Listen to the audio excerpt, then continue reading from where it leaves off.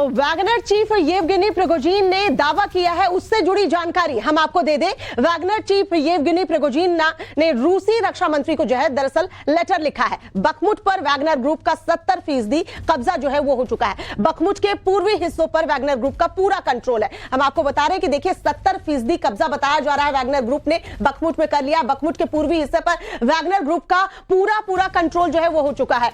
Bakhmut के बचे 30% हिस्से पर जल्द कब्जा कर लेंगे, ये दावा भी प्रिगोजिन की तरफ से किया जा रहा है और बखमुट को मुक्ति दिलाएंगे, ये वैगनर ग्रुप कह रहा है। अभियान जो है आगे भी जारी रखा जाएगा। यानी वैगनर ग्रुप और प्रिगोजिन यही दावा कर रहे हैं कि देखिए किस तरीके से हमने 70% इलाके पर तो कब्जा कर लिया है, बचा जो 30% इलाका है उस पर जल्द ही हम कब्जा कर लेंगे। और बताया यह जा रहा है कि यूक्रेनी आर्मी जो है उसे पीछे ढकेल रहे हैं। रूस ने इस बीच दावा यह किया है कि उसने बखमुट पर लगभग कब्जा कर लिया है, लेकिन इसके बाद यूक्रेन में रूस का अगला टारगेट क्या होने वाला है ये भी हम आपको बता दें कि किस तरीके से रूस जो है वो अपने अगले टारगेट पर अब नजर बनाए हुए है। देखिए बखमुट ये वो इलाका है जिस पर बताया जा रहा है कि 70% जो है वो कब्जा कर चुका है वैगनर ग्रुप। अब ये स्लोवियांस्क जो शहर है उस पर अब नजर है रूस की, और क्रामाटोर्स्क ये वो दो शहर जब बखमुट पर पूरी तरीके से यानी जो 30% हिस्सा बाकी है उस पर कब्जा हो जाएगा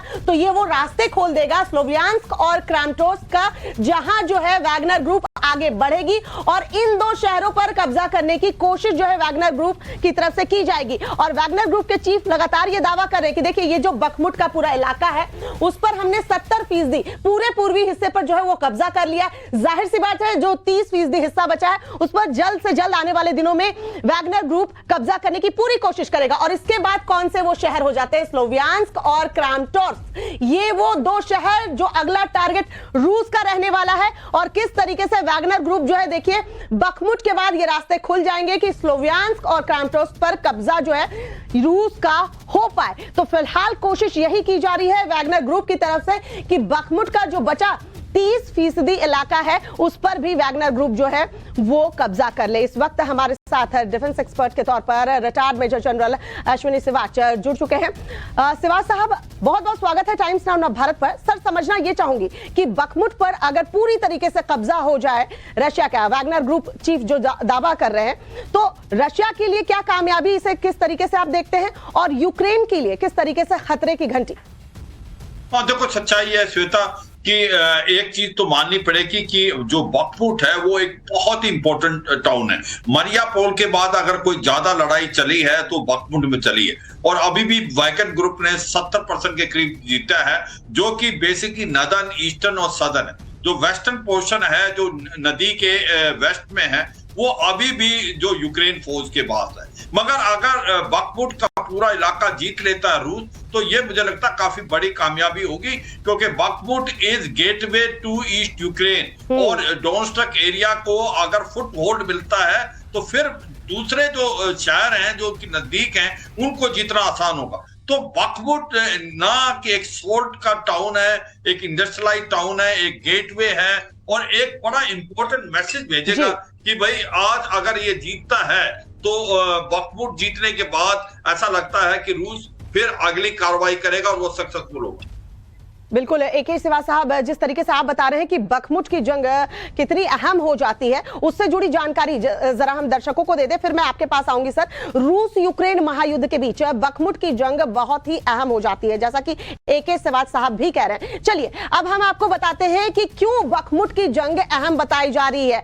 बखमुट पर कब्जे से रूस की सैन्य रणनीति को मजबूती मिलेगी। जी हाँ, जिस तरीके से बखमुट को लेकर रूस ने जो अपनी सैन्य रणनीति बनाई है उस पर रूस को कामयाबी मिल जाएगी। क्रामाटोर्स्क और स्लोवियांस्क जैसे शहरों पर कब्जे का रास्ता खुल जाएगा, जिसकी जानकारी एके सिवा साहब दे रहे थे। बखमुट में नमक और जिप्सम की खदान से फायदे का सौदा ये रूस के लिए हो जाएगा। बखमुट यूक्रेन के लिए भी राजनीतिक महत्व का केंद्र है और बखमुट पर कब्जे से युद्ध की दिशा जो है वो बदल सकती है। और यही वजह है कि 30% इलाका जो बचा हुआ है बखमुट का, जो वैगनर ग्रुप के चीफ बता रहे कि उस पर भी जल्द से जल्द कब्जा हो जाएगा। तो पूरी दिशा जो है युद्ध की बदल सकती है। एके सिवा साहब हमारे साथ जुड़े हुए हैं। सिवा साहब जरा बताइए, बखमुट की जंग हमने बताया कि किस तरीके से अहम हो जाती है, और बखमुट पर पूरी तरह से कब्जा पूरी दिशा ही बदल देगी इस युद्ध की।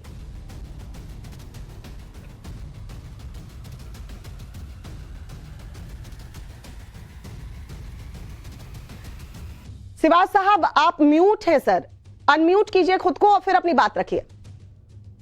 हाँ, मैं ये कह रहा था श्वेता, अभी जो बखमुट है एक बहुत ही इंपॉर्टेंट कड़ी है ईस्ट यूक्रेन में। अगर बखमुट जीत लेता है रूस, तो फिर उसका डोंस्टक का एरिया पूरा लेना बड़ा आसान है। देखो, चीन अभी रूस का मकसद ये है, जो शी जिनपिंग पहुंचे हुए हैं पुतिन को मिलने के लिए, कि किसी तरीके से ये बफर जोन का इलाका है, ये एक अपने काबू में लिया जाए, जो है डोंस्टक, लुहांस्क, जापोरिजिया और खारासोन।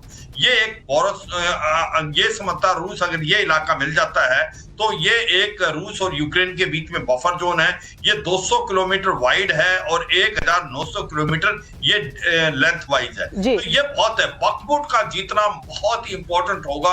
एक तो साइकोलॉजिकल विक्ट्री है रूस के लिए, दूसरा ये गेटवे है ईस्ट यूक्रेन में, तीसरा इसके जीतने से फिर जो बाकी सैटेलाइट टाउन है उनको लेना बड़ा आसान हो जाता है। चौथा, ये एक प्रकार से लड़ाई बहुत लंबी चल रही है बखमुट की, और बखमुट को जीतने से इसका लगेगा कि जो हौसला है रूस की फौज का वो बढ़ेगा। तो ये सच्चाई है। बखमुट की जो लड़ाई है, अगर रूस जीत लेता है जल्दी से जल्दी, तो बहुत ही साइकोलॉजिकल इंपैक्ट होगा। और वैगनर ग्रुप ये कोशिश कर रहा है। वैगनर ग्रुप जो है वो ये देखने की कोशिश कर, तभी वो बार बार हथियार मांग रहा है रूस की फौज से।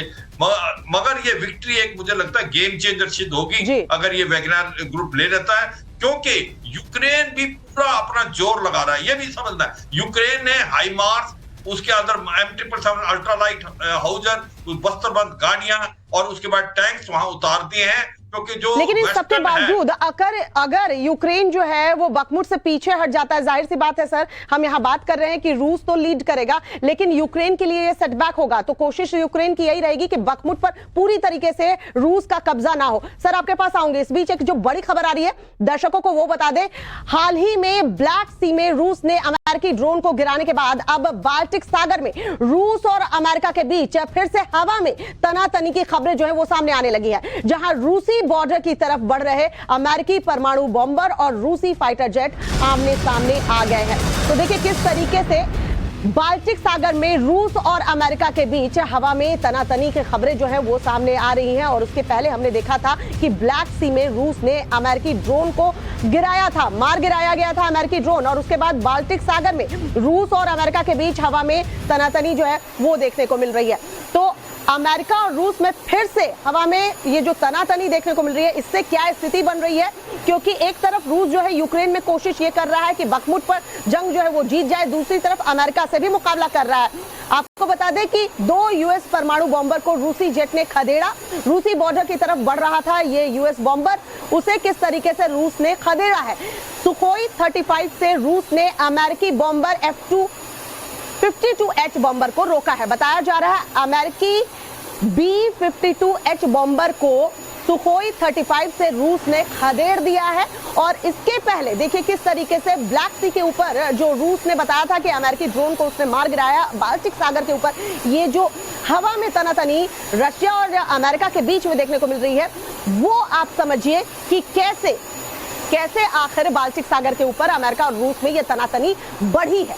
चलिए अब आपको बताते हैं कि कैसे ये तनातनी हवा में देखने को मिल रही है अमेरिका और रूस के बीच में। मैप के जरिए आपको समझाते हैं कि आखिर कैसे बाल्टिक सागर के ऊपर अमेरिका और रूस के बीच तनातनी बढ़ी थी। ये वो बाल्टिक सागर, और रशिया देखिए किस तरीके से इसने दावा किया है कि अमेरिका का B-52 बॉम्बर उसने खदेड़ दिया है। जब बाल्टिक सागर के ऊपर जो है अमेरिका की तरफ से इस बॉम्बर को भेजा गया था, तो रशिया ने तुरंत एक्शन लेते हुए B-52H को किस तरीके से देखिए यहां से भगाया है, खदेड़ा है। ये रशिया की तरफ से दावा किया जा रहा है। रूसी बॉर्डर की तरफ ये जो बॉम्बर है वो बढ़ रहा था, और तभी रूस ने अपनी बॉर्डर की तरफ बढ़ते इस बॉम्बर को रोका, इसको किस तरीके से भगाया, वहां से खदेड़ा। अमेरिकी परमाणु बॉम्बर के बढ़ने की खबर जब मिली, उसके बाद रूस हरकत में आया और उसने सुखोई 35 फाइटर जेट को भेजा, जो बाल्टिक सागर में भेजा, और उसके बाद इसने बाल्टिक सागर में ही अमेरिकी B-52 बॉम्बर को वार्निंग मैसेज देते हुए खदेड़ना शुरू किया। तो सुखोई 35 से खदेड़ा गया B-52 अमेरिकी बॉम्बर को।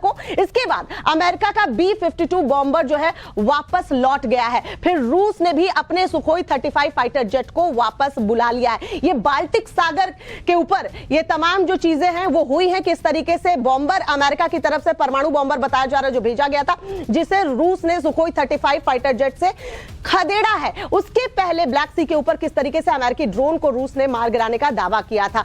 AK सिवा साहब हमारे साथ इस वक्त जुड़े हुए हैं as a defence expert. Sir, इस तनातनी को आप किस तरीके से देखते हैं?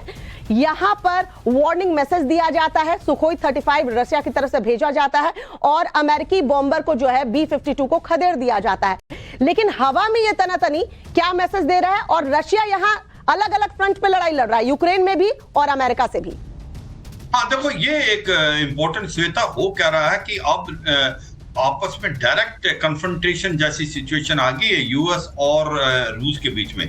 जैसे ब्लैक सी के अंदर भी एक ड्रोन को गिराया गया जो अमेरिका का था और उसमें भी तनातनी हुई। अभी बाल्टिक सी के अंदर जिस प्रकार से B-52 बॉम्बर जिस अमेरिकन आए और उसके बाद सुखोई 35 ने उनको जो आके एक प्रकार से चेंज किया, तो ये दिखलाता है कि सिचुएशन काफी नाजुक है और ऐसे में कहीं मिस कैलकुलेशन होगी तो आपस में इनकी भी मुठभेड़ हो सकती है। ये याद रखना है, जो सुखोई 35 है 5th जनरेशन एयरक्राफ्ट है, स्टेल्थ टेक्नोलॉजी है, बहुत ही अच्छा एयरक्राफ्ट है। और फिर B-52 बॉम्बर भी एक बहुत पुराना बॉम्बर है अमेरिका का। मगर मुझे लगता है कि जिस प्रकार से, चाहे वो ब्लैक सी में है या बाल्टिक सी में या इंडो पैसिफिक में, रूस और अमेरिका के बीच के अंदर जो तनातनी चल रही है, उससे कोई मिस कैलकुलेशन से कुछ भी हो सकता है। और ये सच्चाई है, रूस जो है काफी फ्रंट पे लड़ रहा है, क्योंकि रूस यूक्रेन में भी लड़ रहा है, रूस का भी ब्लैक सी में भी, रूस बाल्टिक सी में भी, और अमेरिका, नाटो और सब इकट्ठे हैं। तो अकेला है रूस अगर आप देखें, क्योंकि चीन ने भी कोई खास उसको मदद नहीं की है, अभी तक हथियार उसको दिए नहीं है, क्योंकि चीन एक चालाक देश है। वो जानता है उसका $3 ट्रिलियन का ट्रेड है अमेरिका और यूरोप से। अगर वो डायरेक्ट हेल्प करता है तो उसको इकोनॉमिक सैंक्शन लगेगी, उससे फर्क पड़ेगा। उसकी बहुत कंपनियां यूरोप में और यूएस में काम कर रही है। तो ऐसे में आज की तारीख में रूस, ईरान कुछ हथियार दे रहा है उसको, शाही ड्रोन, और कहीं नॉर्थ कोरिया। चीन इतना खुल के नहीं आया। तो ये सच्चाई है कि आज जो है रूस अकेला लड़ रहा है, मगर बहुत ज्यादा मुकाबला कर रहा है। जिस प्रकार से बाख्मुट जीता, ब्लैक सी में उसने ड्रोन गिरा दिया अमेरिका का, और अभी बाल्टिक सी के अंदर जो जिस प्रकार से उनके सुखोई 35 ने B-52 को खदेड़ा है, तो मुझे लगता है ये सच्चाई है कि रूस ने अपना इरादा बहुत मजबूत है पुतिन का, कि हम जो है अपना एक साइकोलॉजिकल प्रेशर रखेंगे। बिल्कुल, लेकिन सिवा साहब आपने ठीक कहा कि चीन जो है वो खुलकर सामने नहीं आ रहा है, खुलकर रूस की मदद नहीं कर रहा है, लेकिन बयानबाजी जरूर कर रहा है। बड़ी खबर जो आ रही है दर्शकों को वो बता दें, यूक्रेन संकट पर चीन के राष्ट्रपति ने बड़ा बयान दिया है। यूक्रेन संकट का कूटनीतिक समाधान होना चाहिए, ये कहना है जिनपिंग का। रूस यूक्रेन के साथ बातचीत करने का इच्छुक है, यानी रशिया यूक्रेन के साथ बातचीत करना चाहता है। युद्ध के आड़ में कुछ देश जो है वो फायदा उठाना चाहते हैं। चीनी राष्ट्रपति तमाम ये बातें कह रहे हैं कि देखिए किस तरीके से रशिया जो है वो बातचीत करना चाहता है यूक्रेन से, लेकिन कुछ देश जो है वो फायदा उठाना चाहते हैं, यानी अमेरिका और तमाम नाटो देशों को के लिए ये मैसेज जा रहा है कि किस तरीके से वो यूक्रेन का फायदा उठा रहे हैं और वो नहीं चाहते कि रूस और यूक्रेन के बीच युद्ध जो है वो बंद हो। आपको बता दें, चीन के राष्ट्रपति जो है उन्होंने पुतिन से मुलाकात की थी, उसके बाद ये चीनी राष्ट्रपति का बयान ये बताता है कि किस तरीके से वो रशिया के तो साथ हैं और वो चाह रहे हैं कि यूक्रेन और रशिया के बीच किस तरीके से बातचीत हो। और चीन के राष्ट्रपति और पुतिन के बीच मॉस्को में मुलाकात हुई है, यूक्रेन पर बातचीत हुई है। आपको बता दें, चीन के राष्ट्रपति जिनपिंग ने पुतिन से जब मुलाकात की तो यूक्रेन वो मुद्दा था जिस पर बातचीत हुई है। पुतिन जिनपिंग में जबरदस्त बॉन्डिंग जो है वो नजर आई। क्रेमलिन में जॉइंट स्टेटमेंट पर दोनों ने साइन किए, हस्ताक्षर किए। यूक्रेन के संकट को सुलझाने की बात दोनों के बीच में हुई है। दोनों नेताओं ने ग्लास उठाकर चीयर्स किया है और किस तरीके से मिले हैं, किस तरीके की बॉन्डिंग है, इससे आप अंदाजा लगा सकते हैं। और उसके बाद चीनी राष्ट्रपति का यह बयान जो आता है कि रशिया जो है वो यूक्रेन से बात करने को इच्छुक है, लेकिन दूसरे देश नहीं चाहते हैं कि उनके बीच में बातचीत हो या युद्ध समाप्ति की ओर जाए। AK सिवा साहब, जिनपिंग का यह बयान, इसे किस तरीके से देखते हैं? आप कह रहे हैं कि चाइना खुले तौर पर सपोर्ट नहीं कर रहा है, हथियार नहीं दे रहा है, लेकिन यह कह रहा है कि रशिया जो है वो बात करने को इच्छुक है, लेकिन दूसरे देशों को चेताया भी है कि आप नहीं चाहते हैं कि यूक्रेन यहां पर बातचीत करे और बातचीत से रास्ता निकले। हाँ बिल्कुल, देखो श्वेता, हो क्या रहा है कि रूस को जो चाहिए था बाय एंड लार्ज उसको मिल गया है। ईस्टर्न जो क्रेसेंट जिसको बात कर रहे हैं, डोनबस का इलाका, जापोरिजिया, खारासोन, ये मिलने से उसके बीच में एक बफर जोन हो गया है रूस और यूक्रेन के बीच में। रूस चाहता है कि बातचीत हो, क्योंकि रूस सबको अकेला लड़ रहा है, वार फटीग आ गई है और उसको डर है क्योंकि नाटो और अमेरिका बहुत हथियार देंगे यूक्रेन ने, लड़ाई का पासा बदल सकता है। मगर दुख की बात यह है कि जो अमेरिका और बाकी यूरोप की और नाटो कंट्रीज हैं वो यूक्रेन को मदद देते जा रहे हैं, लड़ाई चलती रहेगी। क्योंकि ये लड़ाई जो है रूस और यूक्रेन के बीच में नहीं है, यूक्रेन तो एक मोहरा है, ये लड़ाई है नाटो वर्सेज रूस। तो ये सच्चाई है। और जो शी जिनपिंग है, देखो एक सच्चाई है, शी जिनपिंग बहुत ही आप दिमाग से काम कर रहे हैं, क्योंकि वो एक पीस मेकर बनना चाहते हैं। वो दिखाना चाहते हैं वर्ल्ड में कि जो अमेरिका पहले करता था अब तो अमेरिका नहीं कर सकता, चीन कर सकता। क्यों? क्योंकि उसने सऊदी अरेबिया और ईरान के बीच के अंदर डिप्लोमेटिक रिलेशन कर दिए कि ये दोनों कट्टर दुश्मन देश हैं, एक सुन्नी है एक शिया है। उसने बीजिंग में मिलाई और आपस में इनकी बातचीत करा दी। अब वो लेके आए हैं 12 पॉइंट पीस प्लान और वो सोचते हैं कि शी जिनपिंग अगर कुछ ना कुछ इस पर समझौता कर देते हैं तो वो बहुत बड़े पीस मेकर बन जाएंगे वर्ल्ड के। और वो ये दिखेगा आज वर्ल्ड में कि ये अमेरिका नहीं है जो कि सुपर पावर, ये तो एक चीन है, क्योंकि चीन की बात सुनी जाएगी। तो ये सच्चाई है, शी जिनपिंग चाहते हैं कि कोई ना कोई समझौता हो रूस और यूक्रेन के बीच में, ये लड़ाई रुके, क्योंकि उसको पता लड़ाई लंबी पड़ेगी, उसके फायदे में नहीं है। वो चाहते हैं एक पीस मेकर बनना, वो चाहते हैं कि वर्ल्ड के अंदर उसका नाम हो जिस प्रकार से उन्होंने बिल्कुल एकेश्वरा साहब ना सिर्फ पीस मेकर बनना बल्कि जो इमेज चीन की रही है विस्तारवाद की वो भी कहीं ना कहीं क्लियर होगी। बहुत बहुत शुक्रिया एकेश्वरा साहब हमारे साथ जुड़ने के